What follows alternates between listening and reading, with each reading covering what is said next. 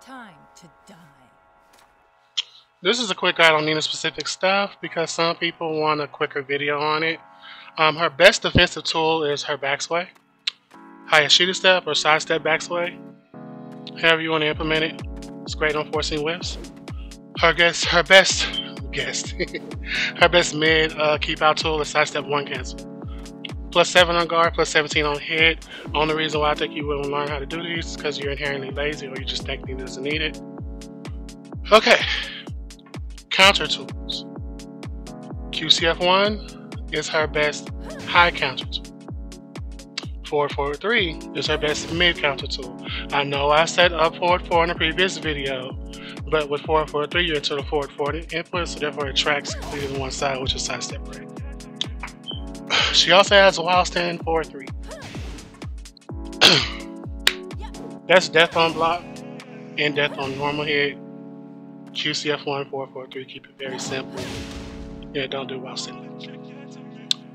Okay, so now we're going to talk about how to use her backsway. You can do a quick whiff punish with that. You can almost always get a 12 frame. You can do a nice high crush, or if they whiff something big, you can do like a down 3-4, down forward 3-2. You know, get those plus frames, and you know that nice good whiff punish. If you know you don't want to do back 1+4 because you know it is death on block.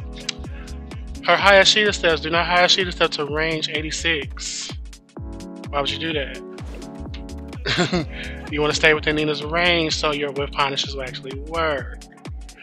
With her post, a lot of people have issues with this. If you do a forward tilde input, she'll lunge forward and do post. She will. This will solve most of your issues. The way to test this out, turn on the frame data, look at the distance. Once you see the distance of the move when you just do it versus the distance when she does forward, tilde, and input, you will see like a good 0.4 to 0.6 range increase on the move, which is the difference between getting whiff punished and actually landing the moves on counter hit.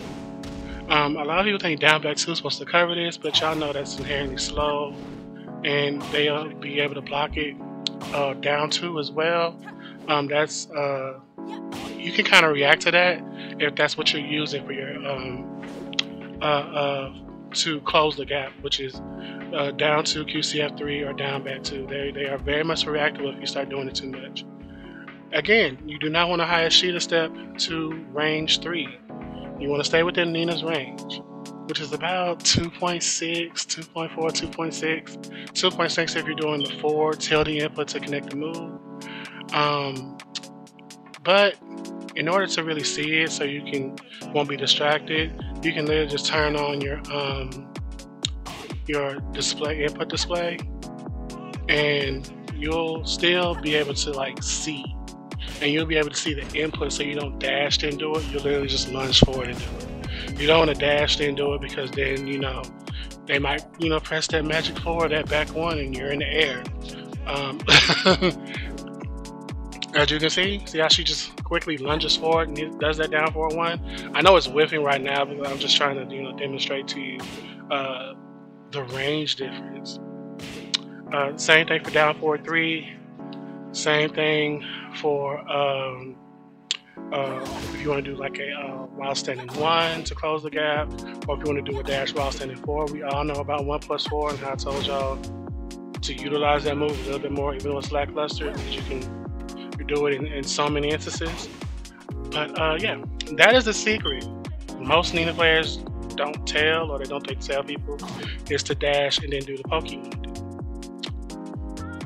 Okay, so next thing we're going to talk about, we are going to talk about dash blocking and dashing into backsway. Because if you're holding forward and doing these moves, of course they're going to get tired of doing that and try to do a counter button. That's why you dash block, dash backsway, sidestep block. Nina still has to dash block, she still has to sidestep block. If you sidestep backsway or dash in backsway, they're going to start doing their longer range moves. You got to block those. There's just no way around that. But you're starting to win the mind game here with your forcing your whip punishment. Now we're going to talk about optimizing combos. So this is the season 4 route. You know, that's good damage, but a lot of y'all complain that you're still leaving damage on the table. You don't always have to use butterfly loops. You have to understand the max based off of the wall distance. And here, that season 4 combo did 74.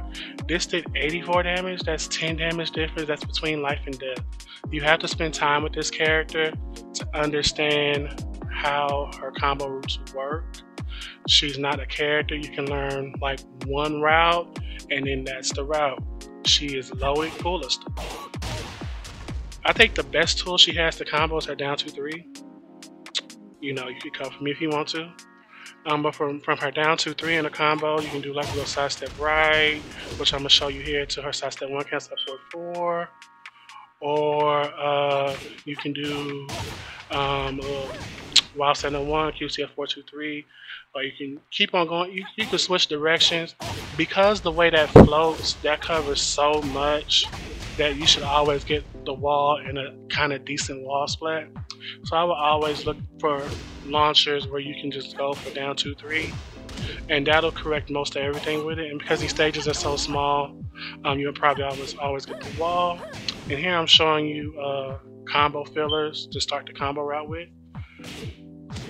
The biggest thing is learning how to combo when you're really off axis. Let's say you do a good sidestep and they get like really far to the left or right. If they're slightly off to the left, the season 4 route will work. If they're really far off to the left or right, the season 4 combo will not work, neither will her staple QCF1. So that's when you know down 4-3-2 and down 2-3. See, it's connecting. And I promise you, if you do a dash while standing 1, it connects. But I never land it. Same thing off sidestep right, or a deep sidestep right.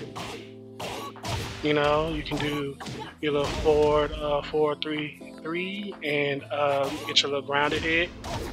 Season 4, that 4-3 picks up, but you really are hard pressed to get a screw. So that's just, you know, it's kind of unfortunate. She doesn't have like I said, one staple combo route to go by. You have to lab this character. Let's talk about her balcony breaks, because a lot of you struggle with her balcony break routes. I have a little quick combo y'all could do off one hit balcony break. You can do QCF 1 3 times and then down 2-3 and dash down 2-3, or dash or dash QCF 4-2-3. Most of the time you get the wall. But again, play with it. I have plenty of combo videos on this channel you can get inspiration from. Please look on there. Also, learn how to combo on big body hitboxes like Fang, Dragunov, Fok, Hayashi Steve, the tall characters, you know them. Because almost always you can do a very full combo, and then if you get like a little shallow mid wall splat, you can get a very high damage wall combo as shown right here. Who's complaining about over 100 damage? No rage. Also know how to combo on bears. Bears, you get the almost the 10 hit. I believe you can get the first 7 hits of the 10 hit combo after down 4-3-2. And that's a whole bunch of damage, and you do not side switch. That's the big thing. People hate their side switch wall combos on bears. So getting back into her sidestep backsway, the way you can do that in another defensive way is dodging strings. So everybody, once you block a jab, you can sidestep right to magic forward. Literally everybody can do this. Every character can do this, even Eddie. I promise you, even Eddie can do this. But if they finish the string, you know, Nina can do a sidestep backsway. This is a Lucklin video, so you know I'm still fucking up. I am still see, there it goes, sidestep backsway, yay! Yeah, and then you get your little punish, you know. And this is me showing how you need to be aware of combo, wall distance, or you fuck up your combo. I'm gonna do that, plenty of that here. I'm still fucking up because this is a Lucklin video, and it's not a Lucklin video if he doesn't fuck up 6 times until he shows you exactly what he wants to show you. Hey! sidestep right back sway. Yay! But the point is, you can dodge strings. Because most people, when they see you do that, they just keep. Especially, everybody thinks about God rings. You gotta get through ruler and blue rings first, and you gotta get through the Emperor and Tekken King. They aren't trying to guess no mix up. They aren't trying to space. They are literally trying to outmatch you and win. This sidestep backsway saves you a bunch. Saves you a bunch. Okay. You can also do that with sidestep 1 cancel as your defensive option. Now why would you do this? Again, you gotta get through ruler and blue rings. And if you're in the talking about tournament setting, you got to get through pools. And pools, you got to look at them as like ruler and blue rings, and a sprinkle of like some emperors and Tekken Kings. Doing a little evasive mid poke where they are minus a lot on hit and on block, you can't beat it. This is why I don't understand why people don't want to pick up sidestep on cancels. I don't get it. I do not get it. The very last Nina specific thing is her throw game.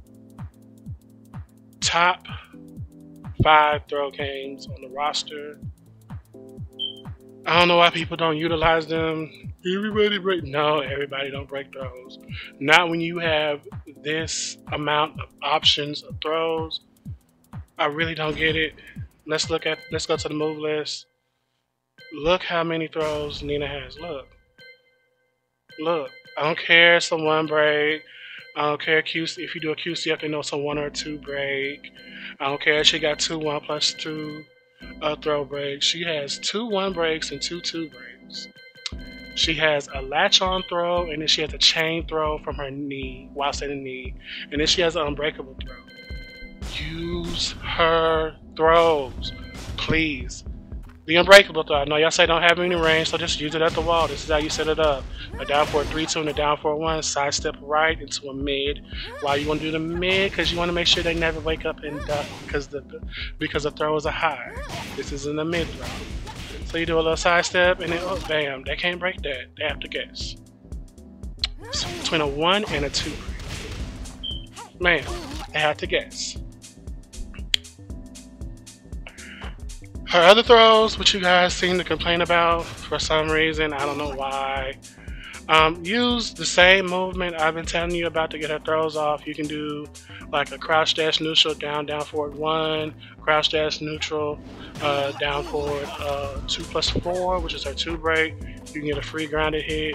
Down forward 1+3, which is her 1 break. You can get a free grounded hit there, especially if they tech roll. Down for a neutral, they thought it was a 1 break. It's actually a 1+2 break. Same thing for the overhead, which is a 1+2 break. If you do an instant while standing 1+2, you do the 2 break really quick. And I don't have a 3+4 button behind me yet. Same thing. So if they're not paying attention and Nina's hands are inherently small, they won't be able to break that throw. Her knee. I don't got those today, so I can't get the just frame input, which is while standing 3+4. But it is really easy to do in the strings as your mid mix up, and it's a little safer at -13 instead of -14, which is the power crush. And she goes to a full chain throw there. From her QCF 3+4 throw, her upward 3+ throw, those are the same chain inputs. I promise you, I'm not lying.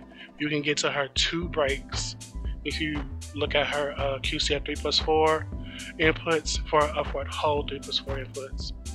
And yeah, that's all the Nina specific stuff, y'all. I hope y'all go have fun, get ready for Tekken 8, Discord me, Twitter me. Have fun with Nina, y'all. Bye. Good win, player. It is.